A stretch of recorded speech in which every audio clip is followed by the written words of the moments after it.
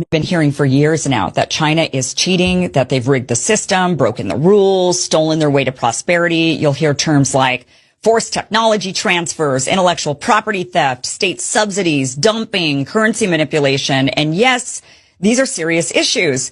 But if we really want to understand what happened over the last 30 years, why America lost millions of good-paying jobs, why our infrastructure is collapsing, why theirs is rising, why China now leads the world in manufacturing EVs and high-speed rail, we need to look past the slogans and ask the uncomfortable question, is China really cheating, or did our own elites simply sell us out? For years, foreign companies wanting to access to the Chinese market had to partner with Chinese firms and share their proprietary technology. That's called a forced technology transfer. Critics say this gave China an unfair advantage, but let's be honest, no one was forced. Western firms wanted a slice of the biggest market on earth. They willingly traded tech for profits. And China said, we'll let you in, but you have to teach us how to build. And we said, yes, over and over and over again, because our CEOs weren't thinking 20 years ahead. They were thinking about their next quarterly earnings call. Yes, there's IP theft, there's hacking, there's state support, but let's not pretend we're innocent. The U.S. runs its own espionage operations. We've interfered in governments around the world. And when it comes to subsidies, the U.S. subsidizes agriculture, defense, oil and gas, Wall Street bailouts, and now tech firms under the CHIPS Act. We don't admit it. China does it openly because their system, the economy serves the nation. In our system, the economy serves shareholders. Currency manipulation? Well, that was true 20 years ago, but not anymore. China's actually spent the last decade propping up its currency to maintain stability. And non-tariff barriers, yes, China plays protectionist games, but so does everyone else, including us.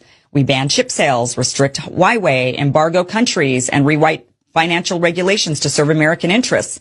The reality is this. China didn't steal our prosperity. Our own elites gave it away. They pushed for China's entry into the WTO. They offshored factories, dismantled unions, and told American workers to learn to code. The steel towns collapsed. The textile mills vanished. The auto parts industry got hollowed out. But the Dow Jones hit record highs, and that's all that mattered. And what did China do with its surplus? It didn't hand out stock buybacks. It didn't pump the money into speculative finance. It built high-speed rail, smart cities, new energy grids, entire industries from scratch. And what did we do? Well, we built financial bubbles. We gutted public schools. We defunded infrastructure. We gave tax cuts to the ultra wealthy and told everyone else to tighten their belts. And now we think tariffs are going to fix this? Tariffs are like putting duct tape on a collapsing bridge. They raise prices, disrupt supply chains, and they invite retaliation. They don't build new factories. They don't create a workforce. They don't fix our broken system. At best, they're a pause button. But we don't need a pause. We need a reset. The only way forward is to rebuild this country from the ground up. That means a national industrial policy, one that actually names strategic sectors and invests in them long term. That means infrastructure on the scale of the New Deal, not pothole patchwork. It means vocational training, apprenticeships, and skilled labor being treated with the respect it deserves. It means breaking up the monopolies, punishing offshoring, banning stock buybacks, and rewarding companies that build here, hire here, and stay here. But instead of doing that, instead of focusing on America, what are we doing? We're talking about war with Iran. We're dropping bombs on Yemen. We're spending billions, waging proxy wars on behalf of a foreign government while our own cities look like war zones. We're pushing endless military aid packages, inflaming global tensions, and marching toward another conflict that has nothing to do with the American people and everything to do with the interests of defense contractors and their lobbyists. And when we're not trying to start a war, we're fantasizing about expanding our empire, making Canada a U.S. state, buying Greenland, stationing troops on every continent, guarding pipelines and mineral routes while our own border is a disaster and our veterans sleep in tents.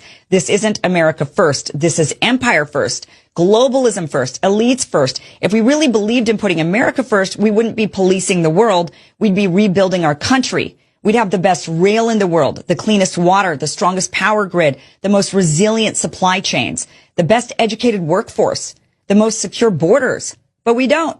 Because our leaders aren't interested in America as a nation. They're interested in America as an empire, a brand, a vehicle for wealth extraction. And that's the greatest betrayal of all. Because China is playing for China, acting in its own self-interest. Our ruling class is acting in their interest, not yours, not mine, not the country's. So no, the real problem isn't that China is cheating.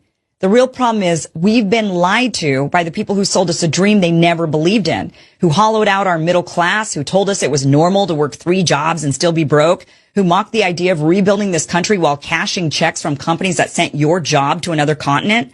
They handed China the blueprints. They signed the deals. They wrote the trade laws. And now they want to blame the people who took advantage of the opportunity they created? No, that's not cheating. That's smart. Ruthless, yes. Strategic, absolutely. But we should be taking